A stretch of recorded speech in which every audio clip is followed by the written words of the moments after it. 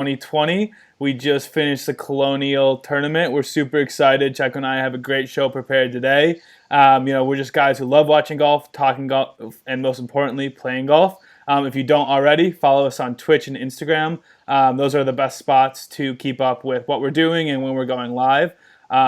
Super excited that golf is back. Chuck, great to see you, man. What's going on, Trey? How are you? I'm doing well. Just sitting up here in Glen Arbor, Michigan. Absolutely beautiful. Been playing a ton of golf the last 10 days since I've been out of New York, so I've been loving that. It's been good. I think what we all want to know is how about that 68? Yeah, Careered it. I did. I played Cedar River Golf Club on Thursday with my dad, uncle, and one of their friends, which is a Tom Weiskopf course.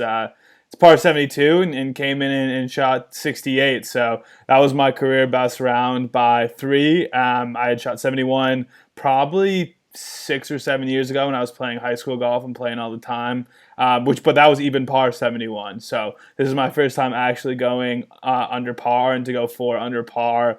It was an awesome experience. So what were the nerves like?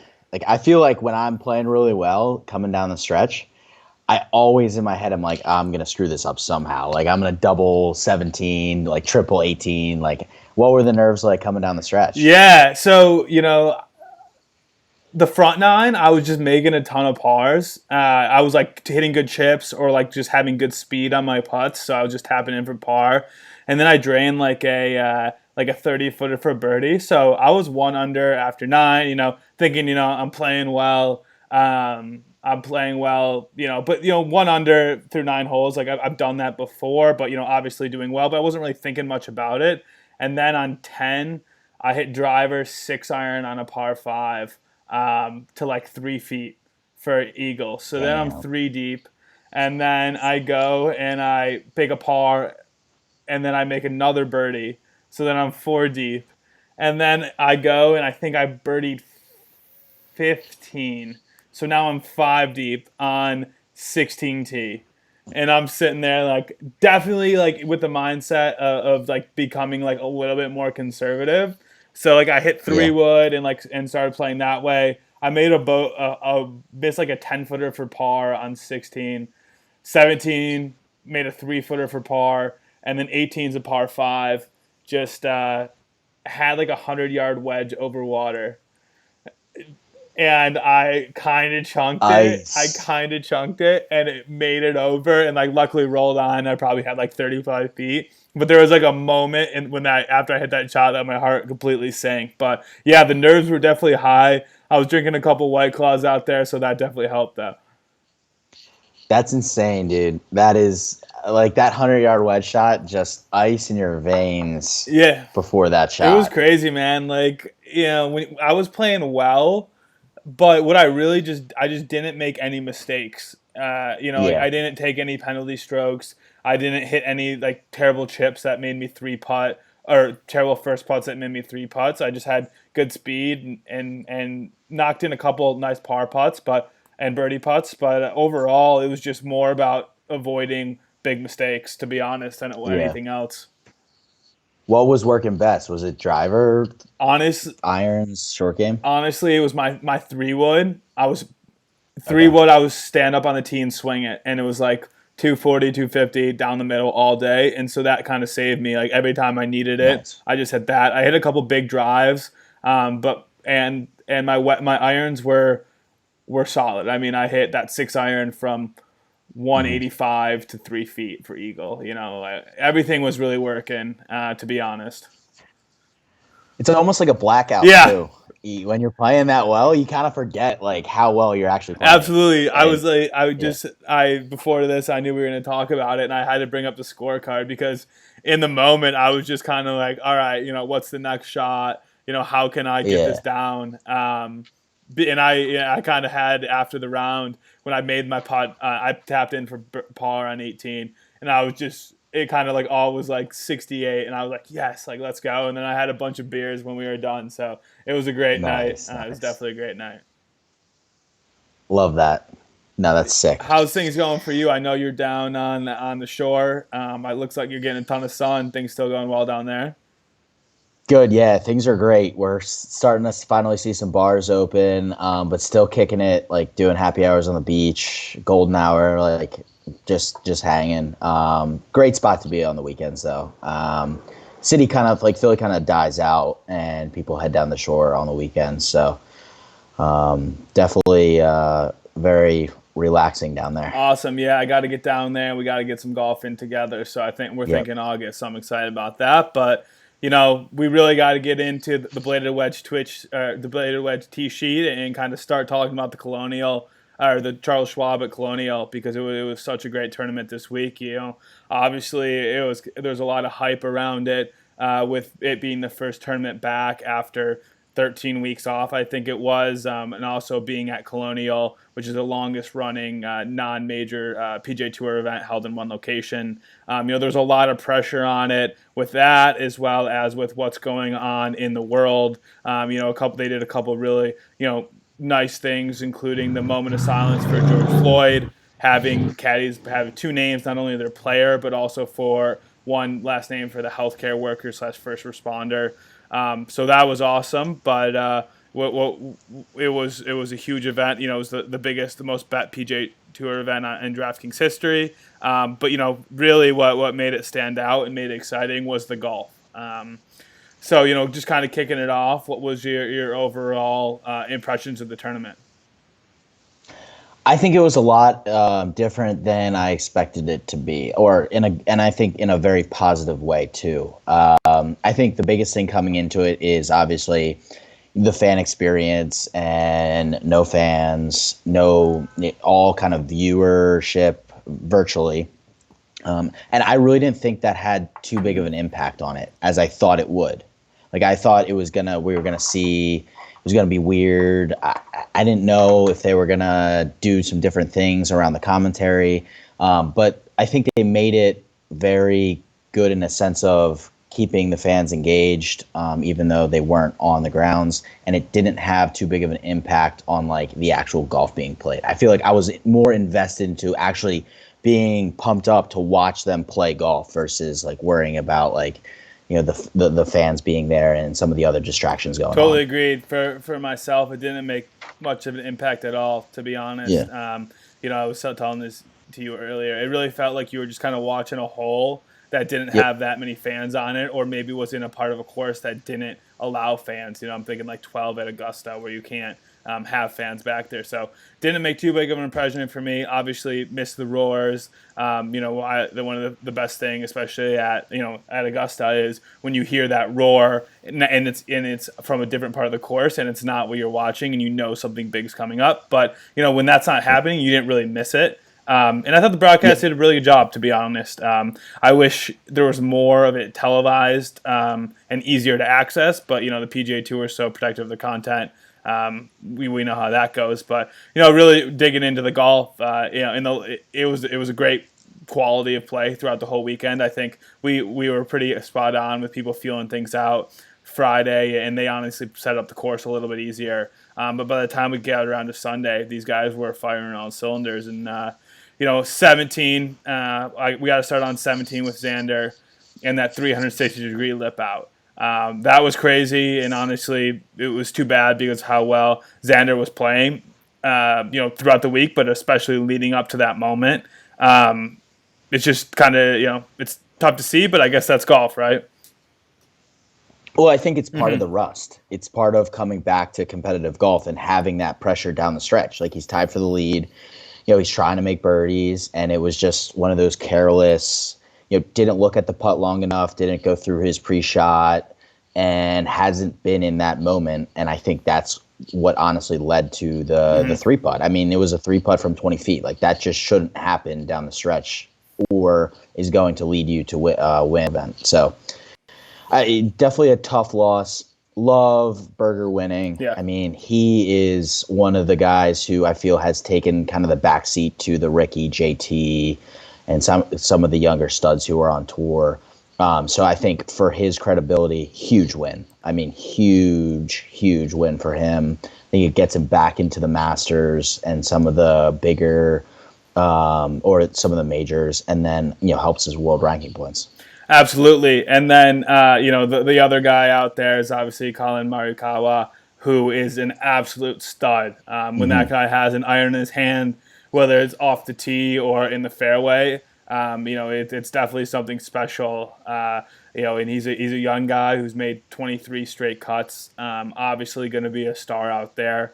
And I think this, obviously a tough loss for him, similar to Xander, basically, on the same cup with that lip out. But I think it really kind of goes into what you're saying, where young guy, coming off some rust, hasn't Yep. had the pressure, and Yep. there's such a small margin of error on the PGA Tour and in golf when you lose, you have a little pressure or something that you're not used to that can, make you make a careless mistake. He probably makes that putt 99 Yep. out of 100 times, but when you put all that pressure on it, you miss it a little bit and you lip it out. So it's tough to see, but he's going to be a star someday as well.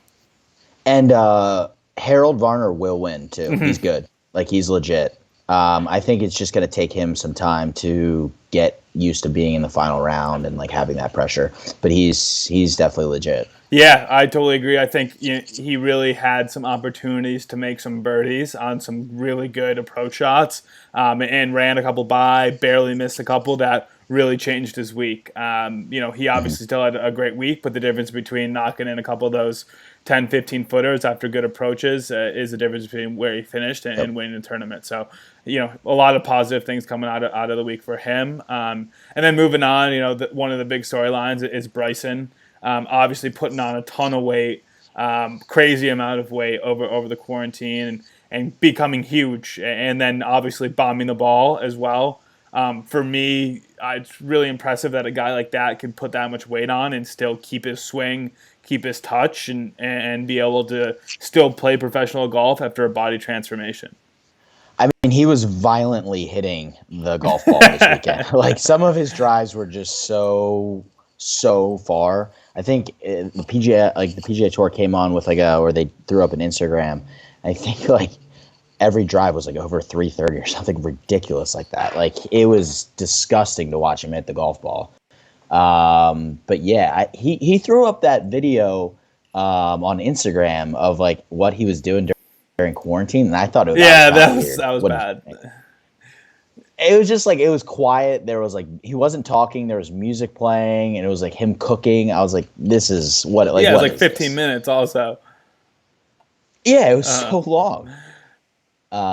But yeah, no, I think he did what he said he was going to do. Like, he said he was going to put on massive amounts of weight, and so he could hit the golf ball further, and he did exactly that. The other thing I did want to go back to is mic'd up Ricky Fowler. As great as people thought it would be, it's going to be a completely different. I think people feel where he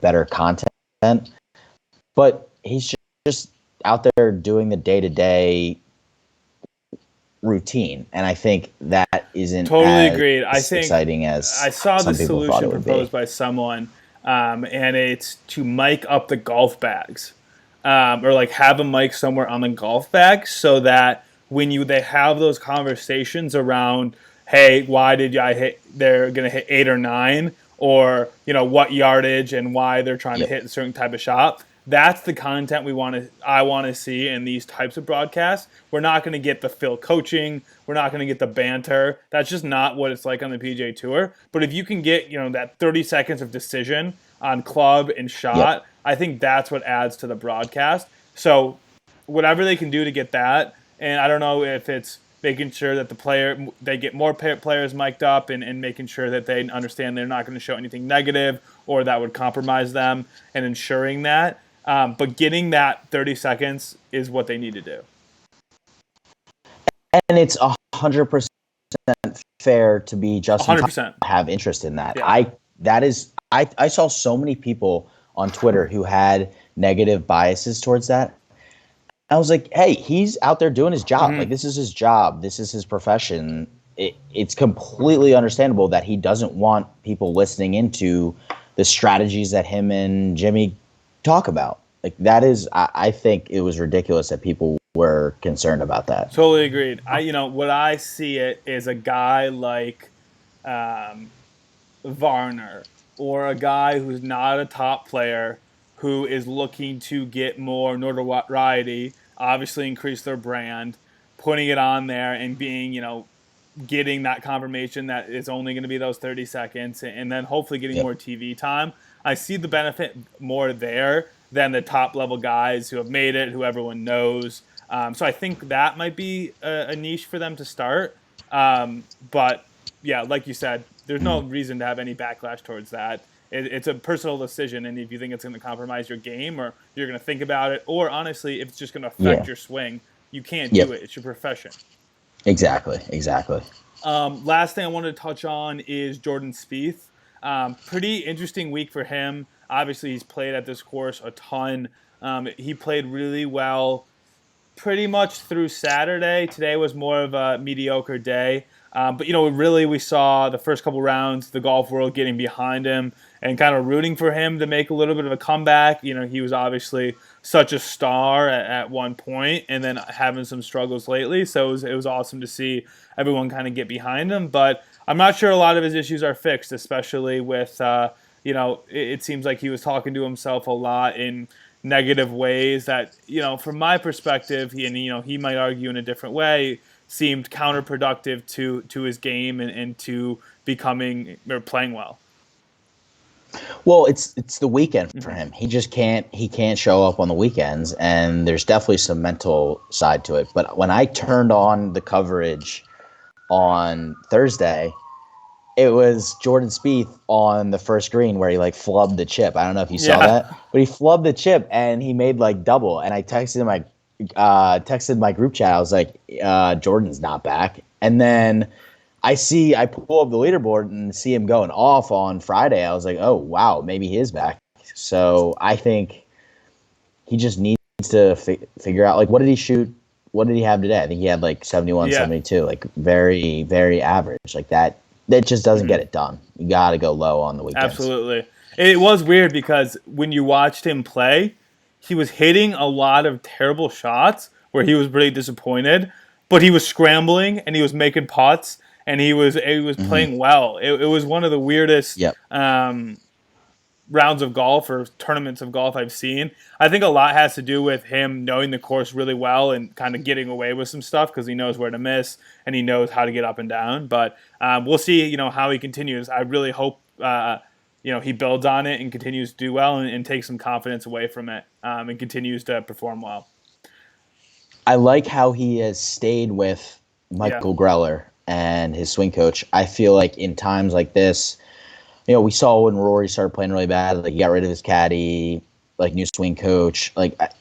Jordan is sticking to his routine and sticking to the team that he has in place. And I think that's going to ultimately benefit him versus completely trying to re-change his entire swing and go with a different, try and remodel his entire game. So it'll be interesting to see how he continues to play the rest of the year. Absolutely. And then before we move on, anything else or other overall thoughts that you wanted to get to, or did we hit everything? I think we're good. Cool. Yeah. Moving on, next week we have the RBC Heritage at Harbortown in Hilton Head, South Carolina. Huge purse and great field. 114 players in the tournament have won on the PGA Tour, which is the most in any event since the tour started to keep that stat in 2000. Rory McIlroy, number one player in the world, is playing for the first time, or first time since 2009, and Brooks is actually playing for the first time ever. But, obviously going to be a great field. It's a beautiful course there. But, the one thing that I kind of wanted to touch on is Tiger Watch. Obviously no Tiger going to be there next week. There's some rumors I saw Riggs tweeting about his yacht moving, which I always think is hilarious. But yeah, no Tiger this week, so I'm really surprised. I thought we were going to get him. Yeah, what is he waiting? I think his yacht was actually in Hilton. I think it was too. So I don't understand what is delaying him. He was playing well in the match.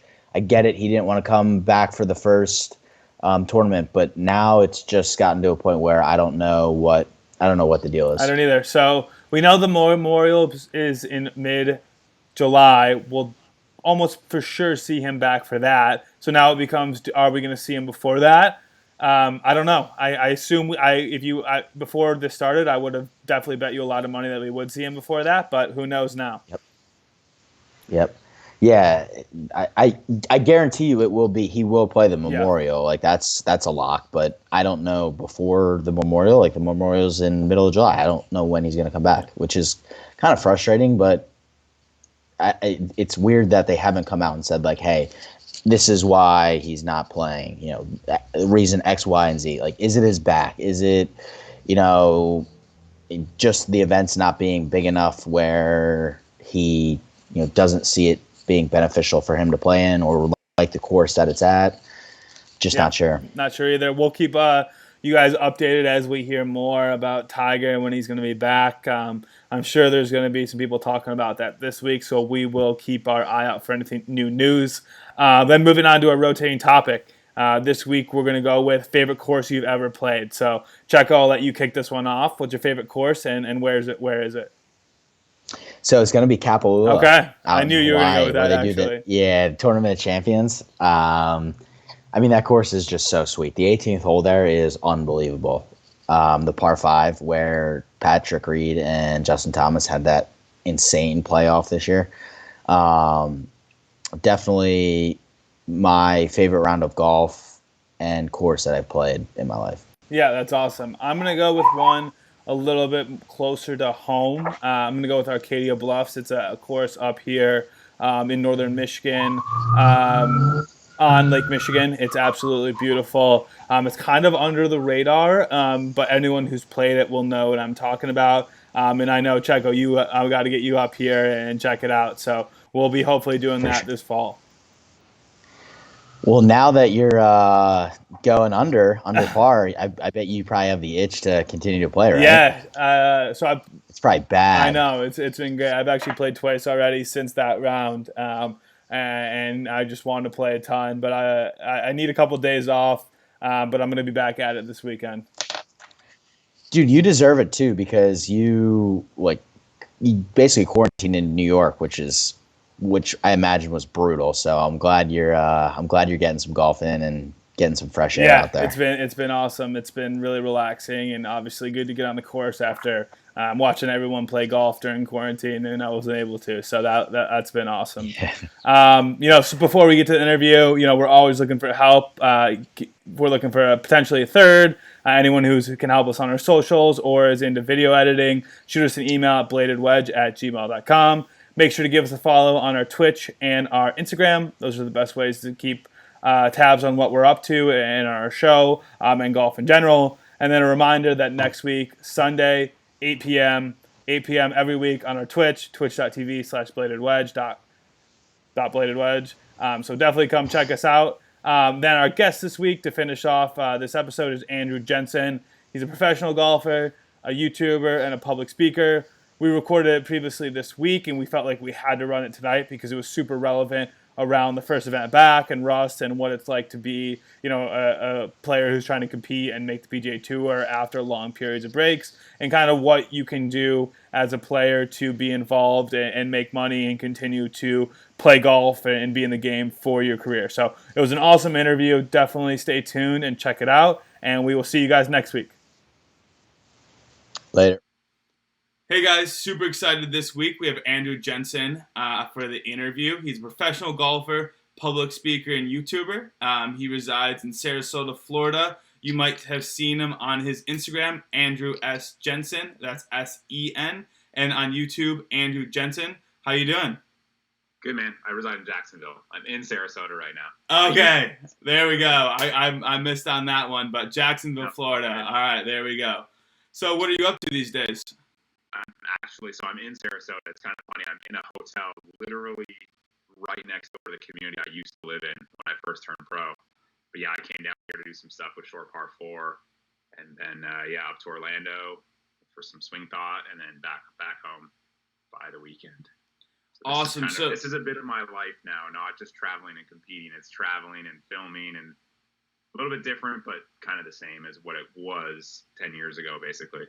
Yeah, that's really cool. I think it's pretty interesting how you built your brand and kind of expanded it. So let's kind of start from the beginning. I know you're originally from overseas, is that correct? And then you came over and started playing mini tours. Yeah, so I'm Canadian. I turned pro. I qualified for the Canadian Tour as an amateur.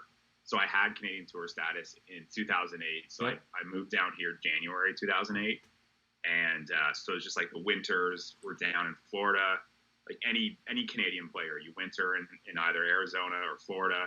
And then if you had Canadian Tour status, you'd go back home for the summer and compete, and then kind of a bit of a hamster wheel. It was easy to get stuck on. So I did 3 years of that. Like I had Canadian Tour status 8, 9, and 10. And it was the same thing. Yeah, come down here. Mm-hmm. I didn't really compete down here. Didn't really know how to do that because of visas and immigration and like all that. And then eventually figured it out. There was a good tour here in Sarasota, the West Florida tour, and it still goes. So like play a little bit in the winter. But as any mini tour player can kind of attest, like my winters changed every year. Like I worked for a couple months at Lululemon to save up some cash to live in Florida for 2 months or 3 months and prepare for, because I always had status 8, 9, and 10. So it's like you knew what was happening come late May. Like you knew you had that, but it's like, okay, how do you get prepared? You can't just sit in the cold and the snow for 6 months. Like it's not conducive to try to compete against guys that are literally 12 months a year playing and practicing and competing. So that's kind of how it started. And then I stopped. I ran out of money or got in too much debt, and then got a job, worked for TaylorMade in Toronto, and then got back on the Canadian Tour, which has been the PGA Tour Canada in 2013. And I've had no real success as a professional golfer. I've been a very shitty pro for a while with a good enough golf here and there to like keep you going. But we've talked to some people on our show and just even gone into how hard it is to even get status on either the Korn Ferry or the Canadian Tour. And, that's an accomplishment yourself. And I know that, as you kind of got in the last couple of years, you've migrated to not only being, continuing to compete when the game feels good, but also having this secondary, I don't know if a business or secondary kind of outlet for you around more of like a video production and talking about not only your game, but also events. So can you talk about that a little? Yeah, like I said, like 14, 15, and 16 were kind of years where I just played where I could. If I had cash to play, like I found a sponsor in 14 and 15. So it's like I played what I could, and then it was whatever. It wasn't great, but good here and there. And by then I had like transitioned to full-time living in Florida, more or less. But then in the beginning of 2017, I was back in Canada, and like I'm a big YouTuber. I've always been. Like, I remember being down here in 08 and 09. Like, YouTube was only 2 years old. And, like, I watched vlogs, like, and it was all stuff filmed on webcams. Like, I've always been a YouTuber. Like, I've always loved that. Like, I made YouTube videos in 2009, 2 megapixel Canon point and shoot about mini tour golf. Like, I did, like, 3 of them. And it's like, they're terrible. They're long, deleted. Like, I don't even have them anymore. But just watching enough Gary Vaynerchuk on YouTube just kind of really fired me up to like, let's do this. Let's try this. Let's give myself 6 months in 2017. I had a schedule. I knew what I was doing in Toronto and in Quebec that summer. I was like, let's make a video a week for 6 months. And if you don't like it, don't do it after 6 months. But if you like it, keep doing it, because I knew there was possibility that it could turn into something that kind of supplements playing golf, but it's also one of those things where like I have this inherent joy of storytelling. And when I turned pro, there was, I had to pick the brain of guys that I knew through email or whatever that had played. And like, how do I do this? How do I raise the money? What should I do? And it was like, that information was always really hard to find. And I wrote an article in 2008 for My Golf Spy that like did really, really well. And that kind of sparked that interest. And then I was like, well, let's document this. Let's show what it's like below Korn Ferry when people can't see it on TV. And it was great. It was a lot of fun. But at the same token, it really took away from my golf game, because when you're showcasing in and out every event you're playing, be it a 1 day or a 2 day, and it's your schedule is so different, and you're showing the results to every single one to a small audience at the time, and then even when the audience got a little bit bigger, you show bad golf more than you show good golf. Mm-hmm. And the golf consumer doesn't get that. They watch golf every week on TV, and they see the best players playing the best. And then maybe if they're like nerds and follow certain Twitter accounts that like to shit on guys, Smiley Kaufman, like he's the easy target, but he's not an exception to the rule. Like he's the norm. Guys that struggle. Yeah. Guys that win on tour and then struggle. Mm-hmm. And people don't get it. And so me showing that, and like, I mean, my third video or third event, it's like I lost in a playoff. So it's like we're in a high, but then like, it's like withdraw, DQ, miscuts, like just weird shit that was happening. And you're showcasing that. And it's just bad golf, or doing a qualifier and missing by 2, missing getting paid by 1. Oh, I got paid, but I still lost money. Showing that is the real life of it. And I had to wrestle with like the response when I had a video go viral and my audience went from 300 to 3,000 in like a week. Mm-hmm. Because I made a video about the cost because I wanted to educate. And then when the audience got to that size, that's where I got the "you suck," retire. And I mean, I still get it. Like last event I played, I shot 81.78. Uh-huh. And I went and filmed a video and shot 61 on my own course. And I hit it the same. But I'm playing a short course, trying to 60, and it's fun for me. And people are like, well, how can you do that in a tournament and that on YouTube? Like, that's suspicious. And it's like, it's apples and oranges. Yeah. There's no idea. Uh-huh. Like, and because I'm not a full-time player anymore, that's not routine and that's not comfortable for me anymore. For 7 years, that was my life. And even a bad event, you're like, all right, next week. You're not just like, oh, let's play an event and see how it goes. Mm-hmm. So it's just like, I'm excited to kind of show that a little bit more again. But also, I think as I've gotten older, I think I understand I probably won't make the PGA Tour. And that's cool to me because I'm playing golf for a living still, but it looks different. But I want to continue to showcase professional golf.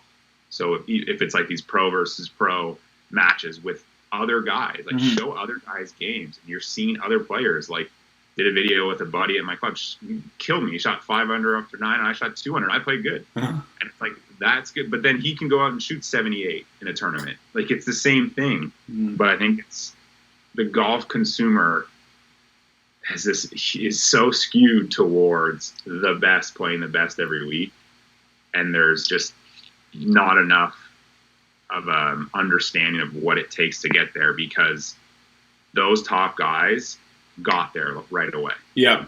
Like, and so we think that's the norm.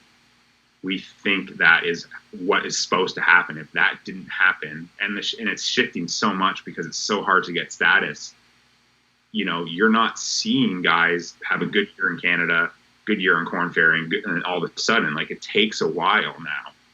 Whereas before, or like when I first turned pro, you go to Q school for the PGA Tour. Yeah. You get the money. You get a PGA Tour card like that. You had a one fire week. You play some of your best golf.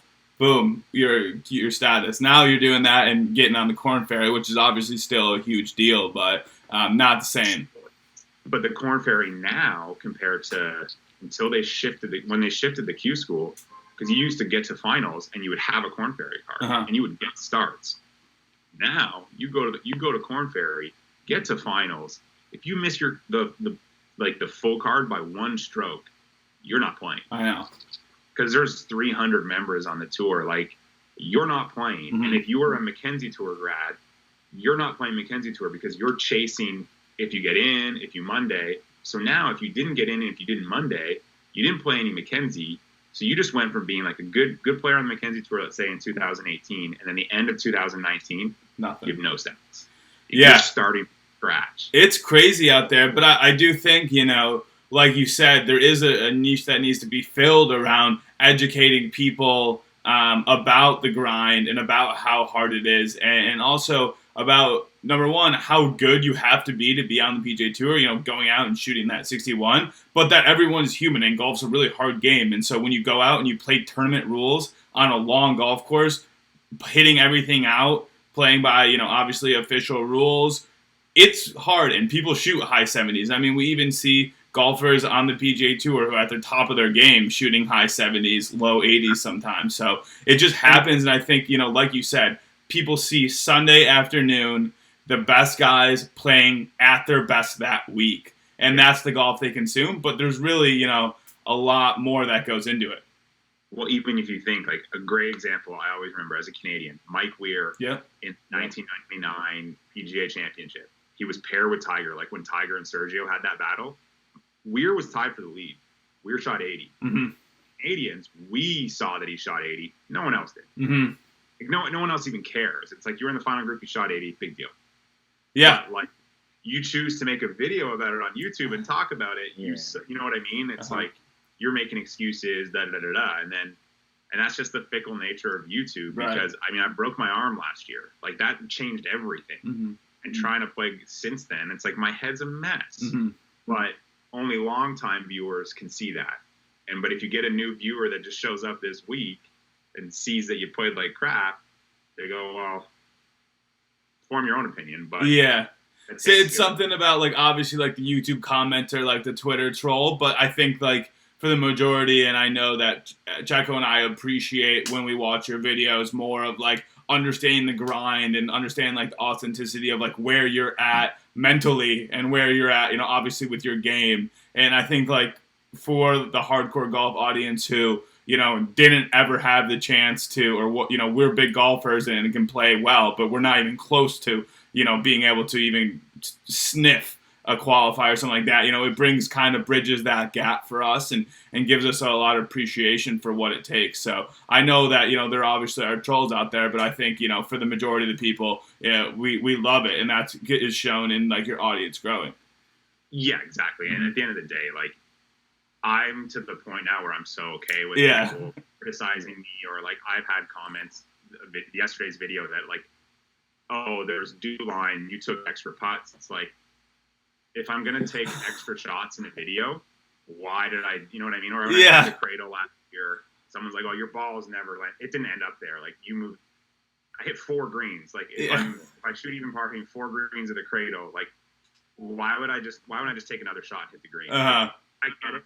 Like, there's all those people out there, but then, I mean, that's such a small percentage, because I'm so fortunate that the audience, it's been a great community of people sharing their experiences in tournament golf and encouraging each other and, like, sharing highs and lows. Mm-hmm. And it's amazing. And I get so many great messages of, like, legitimately junior golfers, college golfers, like, professional golfers that, like, you've helped me, because, like, I learned things from what you've done, and, like, how to turn pro and how to get, like, a support system, because that's what matters more than anything. Yeah. You can have all the money in the world in your bank account, but if you don't have emotional, physical support, a crew around you, you're going to struggle. Like, it's going to be hard, because this life, like, sitting in an empty hotel room by myself, away from my wife and my dog, like, if they weren't supportive of that and I was still playing, how hard would that be? But you're still out doing it. If it's your parents aren't supportive, like, there's just a lot that goes into it. And, like, that's where I obviously want to keep competing, because I love the even after I play poorly, I'm handling a lot better, because thankfully I'm not putting myself out. Yeah. You know, and that transition, I've had those trolls, but, like, what's your job, man? You're like, YouTube's my job. Mm-hmm. Yeah. And thankfully I'm at a place now where I can support myself, and, like, we're doing okay. And if I choose to play a tournament, I'll play a tournament. And if I shoot 20 over or 5 under, it's irrelevant. Mm-hmm. Really, the result is completely irrelevant. And that's where, like, that's what's trying to showcase to my channel, is, like, it's about your work ethic. It's about your process, and all the results take care of themselves. And, so, like, I see you. Golf. I see you wearing that shirt. I've noticed that on your channel a little bit, the Rise and Grind. That's pretty cool. Can you talk about, like, what that means to you? I mean, it's just like, I make my own merch on Teespring, and it's just one of those things. Like, grinding is such a thing for golf, but I mean, I have a tattoo of work harder. I mean, my Golf is Hard shirt that I made for a bit, I got some golf coach had copyrighted that and like threatened legal action to me to take it down. Really? Yeah. I mean, what? Like, I was like, all right, dude. Yeah. So we took it down because they reached out to Teespring and were like, so Teespring was like, we have to take this down because someone has copyrighted that saying. That is hilarious. That's so Instructor, funny. like, okay. That's cool though. I like the rise and grind because it not only applies to like the practice every day, but also like when you're on the course, like you don't have to have like your best game, but like if you're grinding around the greens and like trying to make a score, like that's how you really become a more consistent player at any level, right? But it's also like, it's life. Yeah. Like, I mean, I've documented very openly what I've been through and what I still go through, and like life's hard for everyone. Yeah. It's just like you got to find that motivation. I get messages of how do you find motivation? You just got to find it. Mm-hmm. Yeah. There's no formula. It's you. Like what works for you. But that all goes back to process. Like Right. What's your process, right? And like again, results. If it's on the golf course or in school or at work, like it's just that's where I'm fortunate. Like I try to. I mean, vlog content I like making the most, but golf YouTube doesn't like it as much.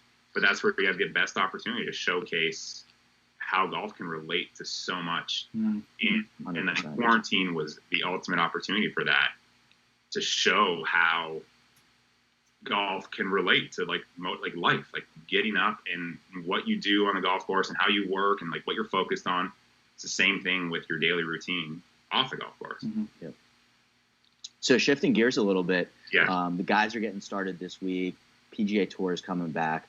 What's the hardest thing that they're going to be positioned with returning to competitive golf? Like they've been playing in their simulators in their basements at their home country clubs. Like what are they going to be going through this week getting back to the PGA Tour? I mean, going on like what I experienced last week, and obviously Swing Thought's a different animal than Korn Ferry and PGA Tour. It's just golfers were creatures of habits, and tour players to the utmost of that. You have your routine. You do the same thing every week that helps you perform the best. And when you figure out what's working, you kind of repeat that.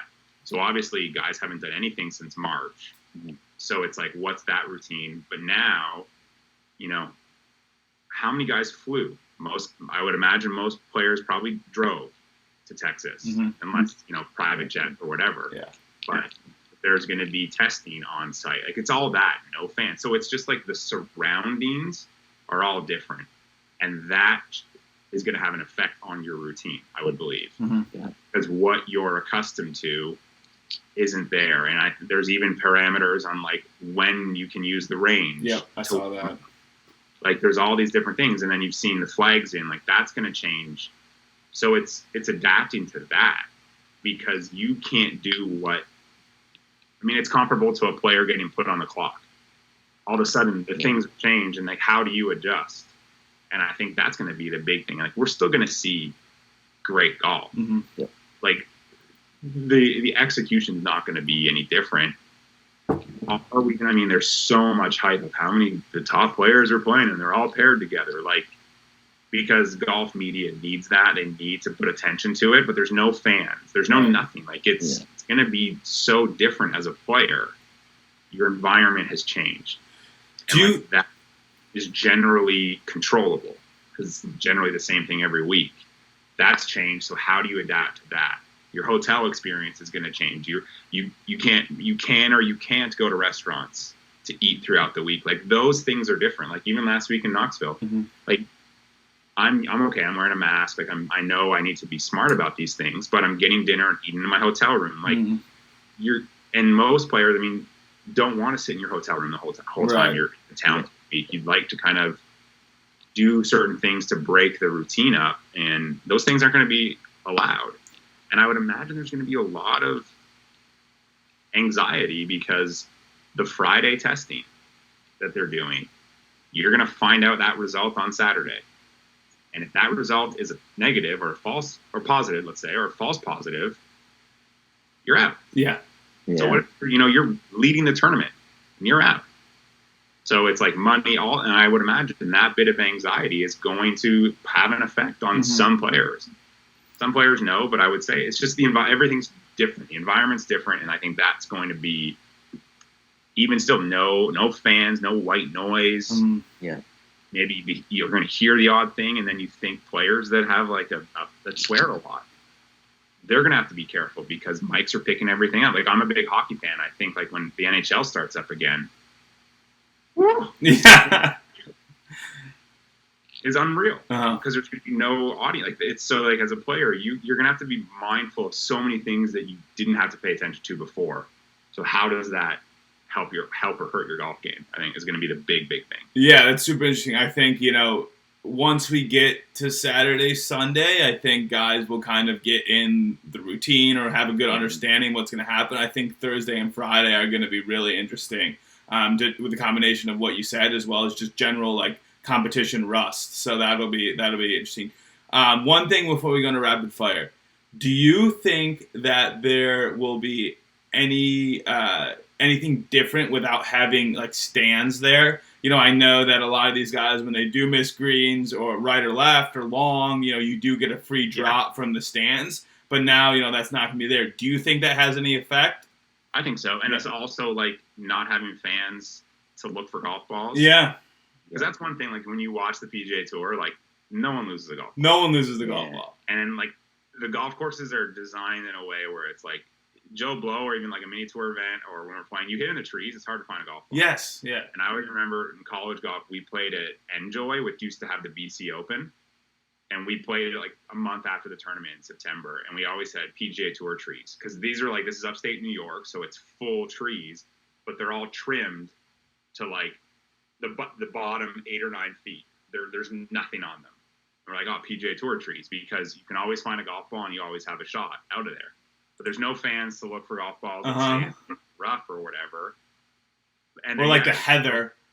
There's no, we got that backdrop. I mean, it's going to affect, I think, a little bit, but on the whole, the winning scores are going to be the same. Yeah. The cut is going to be, it's not like it's going to make scoring averages different, like, or anything like that. It's just going to affect some players, but we're not even going to know about it. Like, right? Like, it's going to be players right in the middle, but it's not going to, because you have 150 guys, like, it's not going to change. It's like the groove change. Oh, that's going to really change scoring. No, it didn't. No. Like, there's still going to be guys that play great, and then there's going to be guys that play shitty.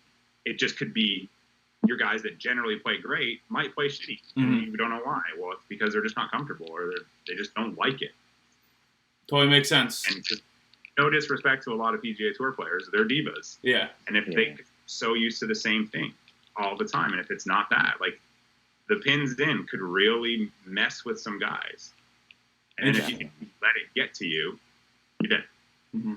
Right? Like, because now your mental is just gone. It's gone. Awesome. Well, this has been great. Checo, let's get to the rapid fire questions before we run out of time. Perfect, yeah. So, some rapid fire questions up and coming. So, what is your favorite course ever played? Shit, I got a lot.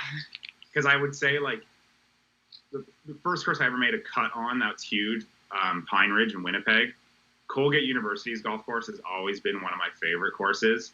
But honestly, like, with how much I would say the Cradle. Okay, that's awesome. With how much I've changed my relationship with the game of golf. Cradle was awesome. And it's just so relaxed and cool. And, like, yeah. That's awesome. I've been dying to get down to Pinehurst to play. It's awesome. Because, I mean, you can go in flip-flops and T-shirt. And, like, I know, like, Instagram and certain people are making Pinehurst feel like, oh, it's like for the cool kids. Yeah. But, yeah, it's not. It is what you make it. And, like, you want to do it by yourself like I did or with some buddies, like, it's pretty awesome. Yeah, that's definitely on my bucket list to get down there. For sure. What's your favorite club in the bag today? Putter. Yeah. Lowest round ever shot? 61 from like 6,000 yards. My lowest ever in a tournament is 66. Okay. Wow. So I would say that would be like, I've never been like, I think where I grew up, like, par was always a great score. But even in my amateur, like, I would win tournaments at even par, 1 over, I was always like, I could play on really bad golf courses, like hard golf courses, to keep it around par. And then I was rudely awakened when I turned pro, because like my first few years on the first year on the Canadian Tour, first few events, like shot even par, like miss a cut by 3, shoot even par, miss a cut by 6. You're like, huh, Yeah. what's the difference? Wow. When guys have wedges in their hands, they're making birdies, where I'm just used to making pars. I was a great par putter, shitty birdie putter. And who is your favorite today? Who's your favorite PGA Tour player or someone that you've gravitated towards and love watching? I mean, I've always been a Tiger Woods fan, but I would say, I mean, Adam Scott was someone I always kind of looked up to. And I loved Phil as a junior golfer, and then I couldn't stand him for like the longest time. But who he's like let himself become now, I wouldn't like, because I don't watch a lot of golf. My thought to that is like, who do I want to have a beer with? Yeah. It'd be Phil. Phil. For sure. Yeah. Phil's really let his like person, like who he is and like who he wants to be in like a quirky way come out in the last couple years, and it couldn't be like better for my opinion of him. Like he doesn't have to kind of toe the company line of being like the real like homecoming king. Yeah. That's who he kind of came across as to me. You know, the perfect wife, the perfect life. Oh, yeah. I'll walk off the course in the U.S. Open if I'm leading. If she goes into labor. Yeah. Are you kidding me? Whereas now it's like, I mean, I've spent a bit of time with him, and like he's just a good ass dude. Like he's that guy you want to hang out with, and he'll shoot the shit with you. He'll tear you down. Yeah. So you better not be sensitive, and like, but he can take it too. So he'd be a good guy. He'd be my favorite because I'd want to hang out with him. Yeah, I mean, getting a beer, like playing 9 holes with Phil would be pretty electric, especially if he was just comfortable like doing his normal stuff. So, you more as a peer probably got to see that more than anyone else. But really appreciate you coming on. This was awesome. It's been really great to kind of hear more about your background and kind of where you're at. With both your golf and your content making, so really appreciate that, and we'll look to have you on again in the future if that's possible. Yeah, for sure. Awesome, thank you very much. No, thank you guys.